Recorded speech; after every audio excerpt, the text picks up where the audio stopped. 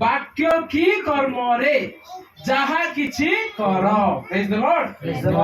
ବାକ୍ୟ ମାନେ କଣ? ଏଇଟା ଈଶ୍ୱରଙ୍କ ବାକ୍ୟ।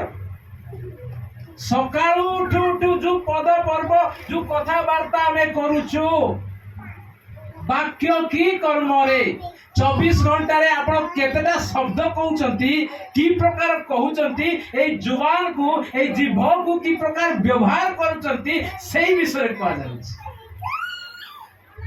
ବାକ୍ୟ କି କର୍ମରେ ଏଇ ପାଟି କଣ କଣ କଥା କହୁଛି, ଏଇ ହାତ କଣ କଣ କାର୍ଯ୍ୟ କରୁଛି, ଏଇ ଗୋଡ଼ କୋଉ କୋଉ ଜାଗାକୁ ଯାଉଛି, ଏଇ ଆଖି କୋଉ କୋଉ ବିଷୟ ଦେଖୁଛି।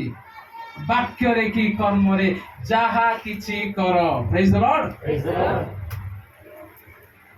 ଊର୍ଦ୍ଧ୍ୱସ୍ଥ ବିଷୟ ପ୍ରତି ଆସକ୍ତ ହେଇକି କର। ତାର ଅର୍ଥ କଣ? ଈଶ୍ୱରଙ୍କ ବା ପ୍ରଭୁ ଯୀଶୁଙ୍କ ନାମରେ କର, ମାନେ ଊର୍ଦ୍ଧ୍ୱସ୍ଥ ପିତା ଈଶ୍ୱରଙ୍କର ଦକ୍ଷିଣ ପାର୍ଶ୍ୱରେ ବସିଥିବା ଉପବିଷ୍ଟ ଥିବା ଯୀଶୁଙ୍କ ଉଦ୍ଦେଶ୍ୟରେ କର। ପ୍ରେଜ୍ ଦ ଲର୍ଡ। ହାଲେଲୁୟା। ଆମମାନେ ମୋର ପ୍ରିୟ ମାନେ, ଆମମାନେ ଭୁଲି ଯାଉଛୁ, ଆମମାନେ ଖ୍ରୀଷ୍ଟିଆନ, ଆମମାନେ ପ୍ରଭୁଙ୍କ ଲୋକମାନେ। ପ୍ରଭୁ ଆମମାନଙ୍କୁ ମନୋନୀତ କରିଛନ୍ତି, ଉଦ୍ଧାର କରିଛନ୍ତି, ଆମମାନଙ୍କୁ ପୁନରୁତ୍ଥାନ କରିଛନ୍ତି, ଉତ୍ଥିତ କରିଛନ୍ତି, କିନ୍ତୁ ଆମେ ଭୁଲି ଯାଉଛୁ। ବେଳେ ବେଳେ ଏଇ ବିନା ହାଡିକା ପେହଲୱାନକୁ ଏମିତି ବ୍ୟବହାର କରୁଛୁ। ବିନା ହାଡିକା ପେହଲୱାନ କଣ?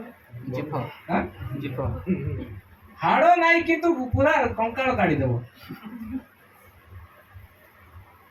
ଏଇ ଜିଭକୁ ଆମେ କି ପ୍ରକାର ବ୍ୟବହାର କରୁଛୁ?